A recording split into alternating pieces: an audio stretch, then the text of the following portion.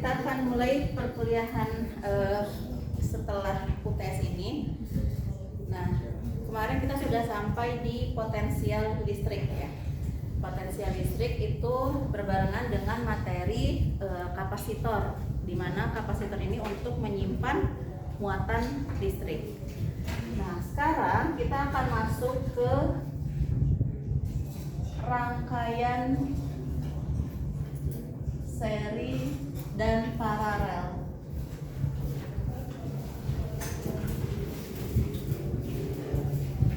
Mungkin sering mendengarnya rangkaian seri dan paralel itu pada komponen resistor. Nah, sekarang itu ada pembahasannya. Nanti setelah kita belajar tentang arus listrik, itu kita akan masuk ke rangkaian seri dan paralel resistor. Nah, tapi kalau yang sekarang kita mau ke rangkaian seri untuk kapasitor. Kenapa sih perlu dirangkaikan seri dan paralel kapasitor ini?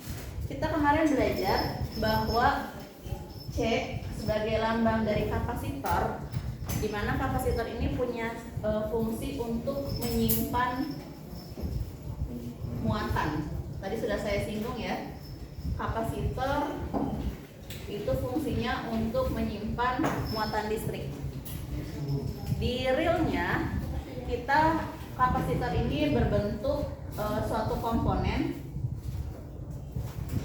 yang nilainya sudah ditentukan. Nah, kapasitornya ini memang dia punya nilai yang tinggi, biasanya di picofarad.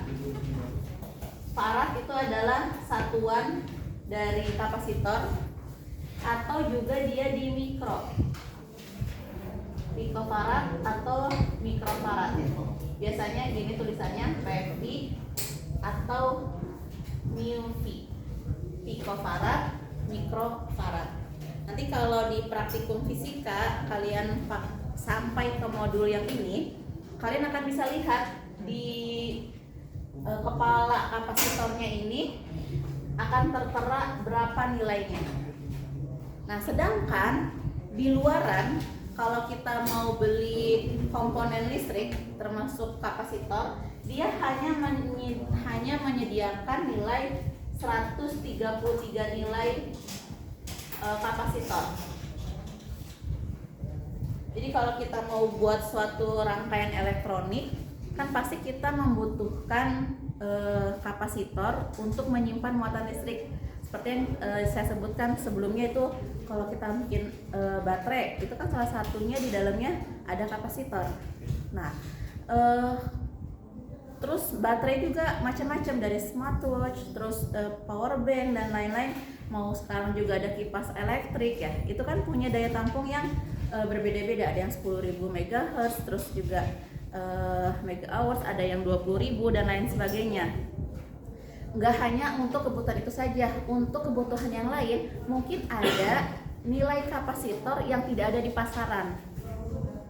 Jadi kita untuk bikin suatu elektronik membutuhkan nilai kapasitor yang tidak ada di antara 133 ini. Jadi ada 133, contohnya misalkan ada 1 picofarad, ada 10 picofarad, ada yang nilainya 100 picofarad dan lain-lainnya. Ini kan baru 1, 2, baru 3 doang ya. Nah, dia punya 133 nilai. Cuman 133 nilai. Nah, sekarang kalau kita butuh suatu nilai kapasitansi yang tidak ada nilainya di pasaran, harus bagaimana? Nah, solusinya kalau tidak ada di antara 133 ini, dengan rangkaian seri atau paralel. Jadi dengan kita beli kapasitor misalkan yang 10 picofarad aja perlunya berapa? Nah, sama kita lalu 10 picofarad ini misalkan kita beli 5 pieces. Nah, lalu yang ini kita ubah, kita bentuk mungkin dengan pakai rangkaian seri atau pakai rangkaian paralel untuk mendapatkan nilai kapasitansi yang kita butuhkan ketika membuat suatu rangkaian elektronik. Nah, jadi itu salah satu tujuannya kenapa kita belajar rangkaian seri dan paralel kapasitor. Kenapa kita harus belajar itu? Karena tadi alasannya untuk mendapatkan nilai kapasitasi yang kita butuhkan ketika nilainya tidak ada di pasaran. Nah, lalu sekarang kita belajar rangkaian dari yang seri ya. Rangkaian seri kapasitor kalau di buku-buku dia dilambangkan dengan seperti ini. Ini adalah lambang dari kapasitor. Misalnya ada nilai C, ada huruf C di dekat komponennya. Ini kalau ini adalah gambar asli fisik dari kapasitor. Tapi kalau yang ini adalah lambang kapasitor pada rangkaian listrik. Nah, kalau kita membuat rangkaian seri kapasitor, kita tahu ya kalau seri itu berarti berderet, misalkan seperti ini, disambungkan pada suatu voltmeter sumber arus. Nah, ini adalah rangkaian seri pada kapasitor, sama seperti yang kita pelajari di resistor. Kalau saya punya 3, berarti dibuat 3 seri. Nah, pembedanya dengan resistor adalah menentukan nilai kapasitansi total. Berarti nilai C totalnya. Jadi C total itu adalah ketika ketiga kapasitor ini disatukan menjadi sebuah kapasitor.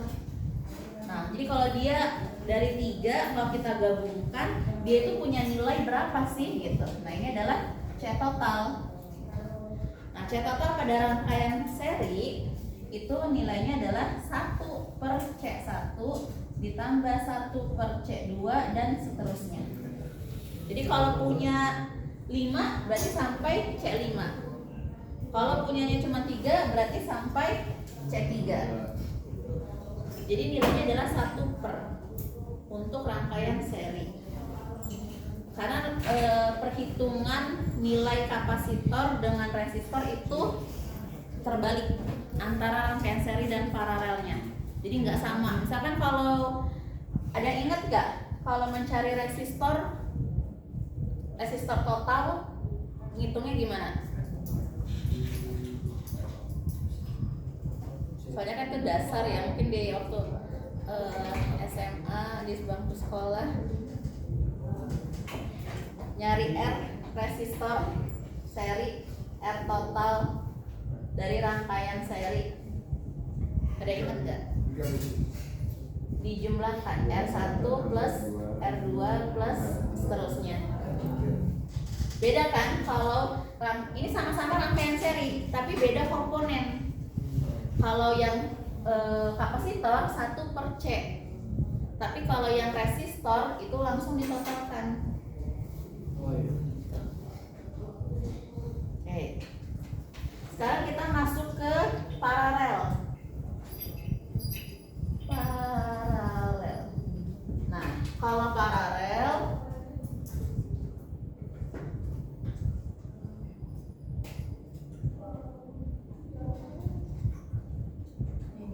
saya misalkan ini dihubungkan ke voltmeter. Ini jangan terbalik dengan sumber arus ya. Kalau sumber arus dilihat dia yang satu pendek, yang satu panjang. Tapi kalau kapasitor dia tingginya sama. Jadi kalau baca rangkaian listrik menemukan mana sumber arusnya ada atau tidak, ini jangan terbalik, ini bukan kapasitor karena tingginya berbeda. Nah, kalau untuk menghitung C total dari rangkaian paralel, dia nilainya itu adalah C1 ditambah C2 tambah C3 dan seterusnya. Dia sama dengan resistor seri. Makanya terbalik, jangan salah. Nah, jadi sebenarnya cuman ini Nanti aplikatifnya ada di soal. Berarti saya udah pernah menyinggung sebelumnya ya di awal bahwa rangkaian listrik ini materinya sedikit-sedikit tapi banyak gitu. Dari yang kemarin aja udah kuat medan, terus apa garis, potensial ya, gaya listrik. Nah jadi kalau materinya untuk kapasitor, rangkaian seri dan paralel hanya segini. Selanjutnya kita akan latihan soal. Ada pertanyaan?